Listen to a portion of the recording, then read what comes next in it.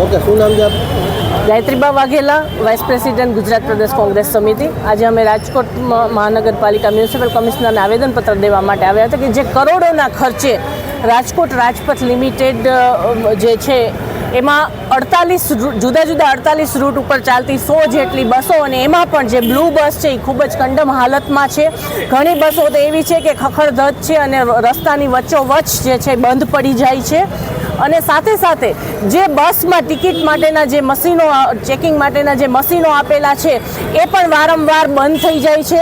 એને કહેવામાં આવે છે કે કનેક્ટિવિટી મળતી નથી.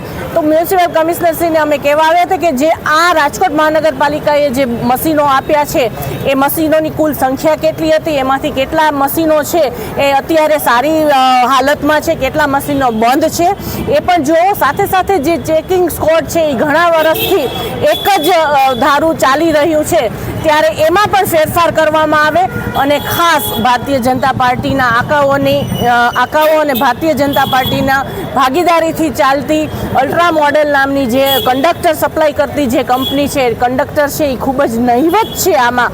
ત્યારે એના કારણે થઈ અને જે બસનો રૂટ છે એમાં બસ છે એ ટાઈમસર આવતી નથી. જે ઘણા વિદ્યાર્થીઓ જે છે એને સ્કૂલનો ટાઈમ જે છે એ ટાઈમે બસ ન આવવાના કારણે વિદ્યાર્થીઓને પણ ઘણી હાલાકી પડે છે અને એમના ખિસ્સામાં પણ પૈસાની પણ ઘણી, કેમ કે એને બીજી કંઈ વ્યવસ્થા કરવી પડે છે. સાથે સાથે રાજકોટની જનતા છે એને પણ રૂટ ઉપર ટાઈમે બસ ન આવવાના કારણે ઘણી હાલાકી ભોગવવી પડે છે. ત્યારે આ ત્રણેય બાબતને લઈને ચેકિંગ સ્કોડ છે કે મશીનો છે અને જે કંડક્ટર છે અને જે બસ સંચાલકો છે એની મિલીભગતના હિસાબે રાજકોટ મહાનગરપાલિકાની તિજોરીને ખૂબ જ મોટો ફટકો પડી રહ્યો છે. ત્યારે આપ દરેક બાબતનું ધ્યાન રાખી અને તાત્કાલિક ધોરણે કાર્યવાહી કરે એના માટે થઈને આજે અમે આવેદનપત્ર આપેલ છે.